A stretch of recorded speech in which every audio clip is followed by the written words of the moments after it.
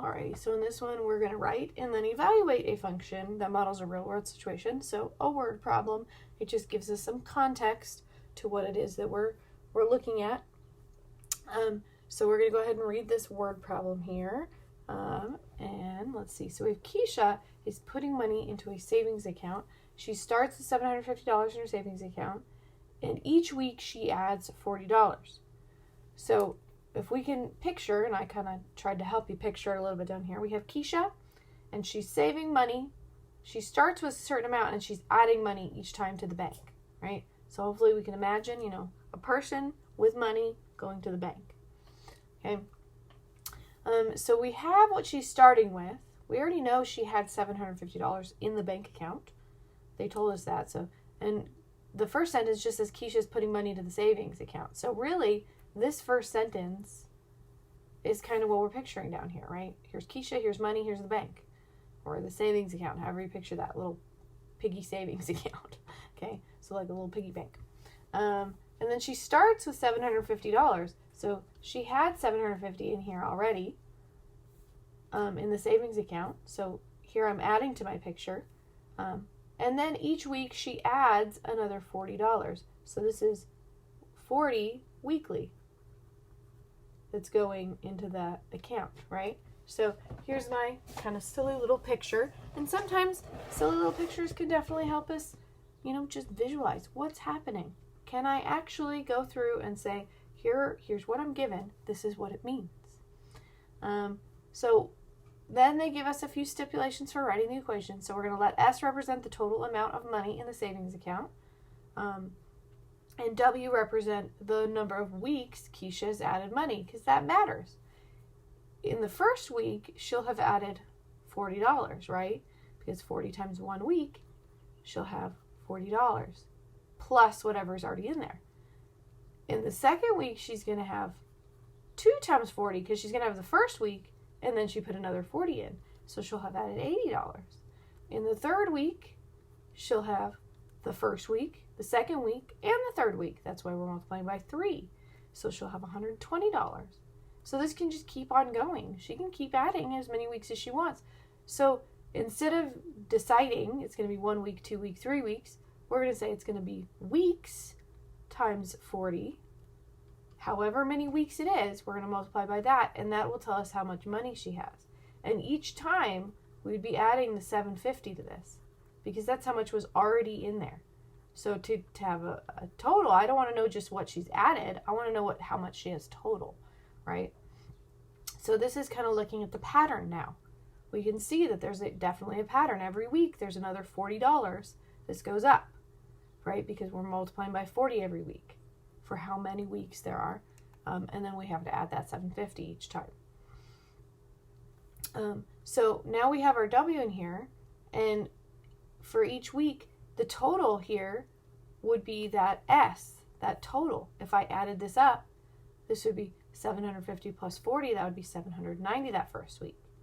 For this one, let's see, we'd have 830, because 750 plus 80, hopefully I'm doing that right, 830. And then 750 plus 120, let's see, we get 0, 5, 6, 7, and then 7 plus 1 is 8, so we get 870, which makes sense. That's just another 40 here. And then for this last one, since we just kind of went, dot, dot, dot, it's going to keep continuing down to W. Well, I can't really do anything with this one. I can't combine these amounts yet because I don't know how many weeks I'm talking about. So I would just say a total, which they're asking us to use S. And I'm using that little weird S so that it's an S and not a 5. Because I've been told my S's and 5s look identical. Here's our equation. We actually just wrote the equation. So let's go ahead and go down here and rewrite it on here. So we have S, the amount in the savings, total would be S. Our starting point was 750. And the change each week was 40W, right? So I kind of switched the order of 750 and 40W, but that really doesn't matter. 40W plus 750 is the same as 750 plus 40W. It's not going to change anything at all. So again, that is the equation that I would type in here. So I can say 750 plus 40W, or I can switch the positions of these and say 40W plus 750. It doesn't matter which way I add those together. That's the commutative property of addition. All right. So the second question on here, now that we've written all this, it says, then use this equation to find the total amount of money in the savings after 13 weeks. So I've completely ignored that question up to this point because we can't do this part until we find the equation, right? So it was just a little too much information at the beginning because we can't complete this until we get to this point. So now I'm going to go down here and I know it's 13 weeks that I want. So now I know what I want my W to be. I want it to be 13. So now I'm going to say S equals 750 plus 40 times 13. So let's see, we're going to go over here and we're going to multiply this. We're going to have 0 and 12. We're going to have 0 and 4. So she's added $520 after 13 weeks because that's 40 13 times. So she has all the weeks prior to the 13th week and the 13th week itself. So we have S equals 750 plus 520. Whoop. Zeros keep looking like sixes for some reason. So now I'm going to add these two together to find a total because this is what she's added. This is what she started with. So we need to combine them so we know how much she has total in her bank account. So we have 0, 5, 6, 7, and then 7 plus 5. That will get us 12.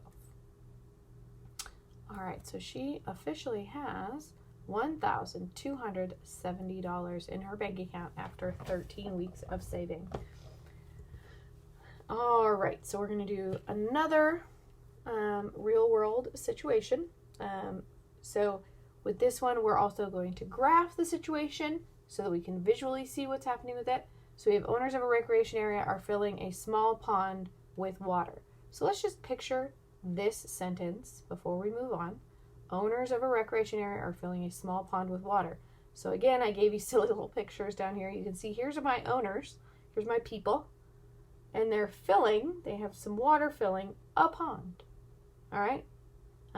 So, normally we'd have kind of a funky shape for our pond, but couldn't find that little emoji drawing to insert there. So I just did like a lake with the sun setting on it type looking thing.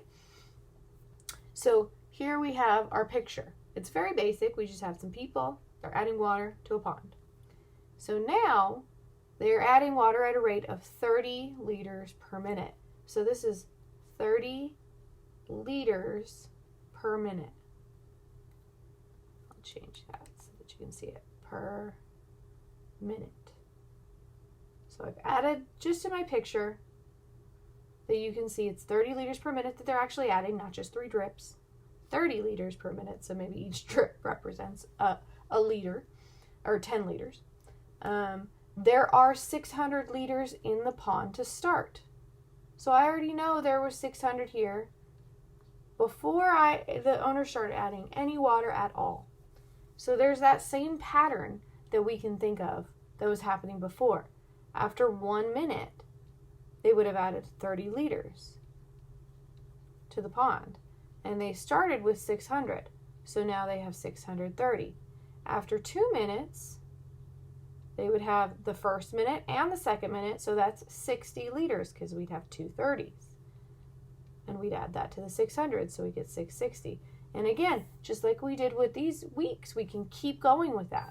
So instead, what we want to do is look at this next sentence because it'll tell us what to represent it by. So it says, let W represent the total amount of water in liters. So that's going to be our total, the 630, the 660, that's what W equals. T is going to represent the number of minutes being added. So instead of saying 1 minute, 2 minutes, I'm going to say T minutes times 30. So it's going to be 30 T, however many minutes, multiplied by 30, plus that 600. So we've already started to write our equation, right?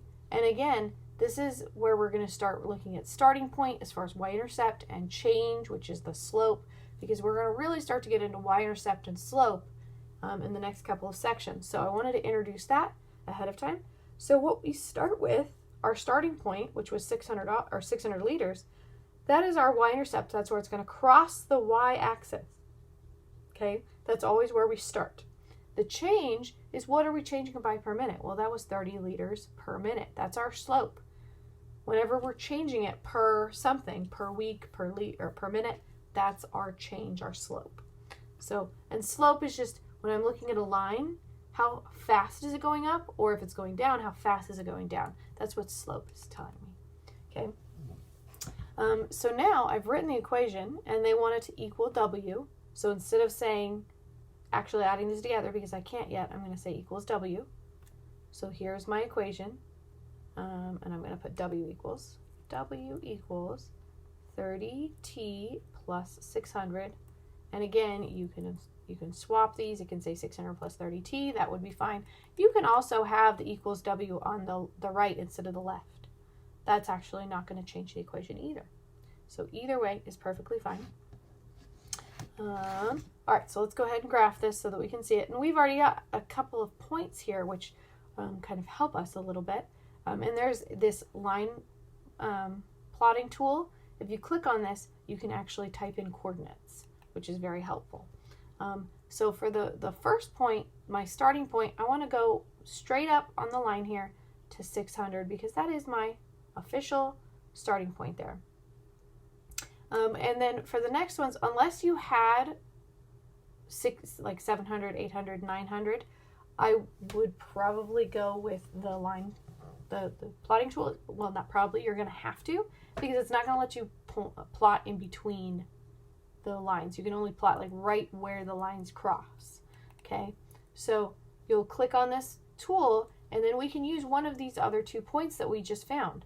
After 1 minute, that would be our X, we have 630 liters in our pool. That would be our Y. So that is actually a coordinate.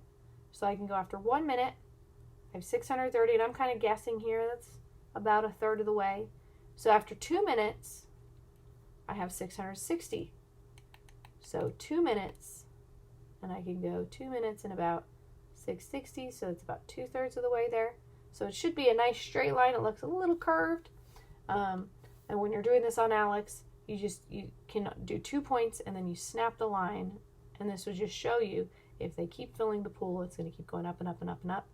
And it does look like it would have crossed right here at the 9-minute mark. So after 9 minutes, I would have 900 liters, which means I would have added 300 liters to the pool. And we can even test that real quick. What's 9 times 30? Well, 9 times 30, we get 0. 9 times 0, 0. 9 times 3 is 27. So I don't quite get 300. So what that tells me is my graph might be a little off drawing it myself that way. So it would actually be more like 10. It should be more like right here, because 10 times 30 gives me 300. Right? I can just add the 0 to the end there. So that just lets me know, yep, my graph was a little bit off. It actually should have been more like this. So you can see how close those are. Those actually kind of cross over the right points there, but just a tiny bit off here. See how far off it makes that trajectory. I can't say that word. How far off it makes it land. Just by moving that tiny bit off of this point that I put for that third point.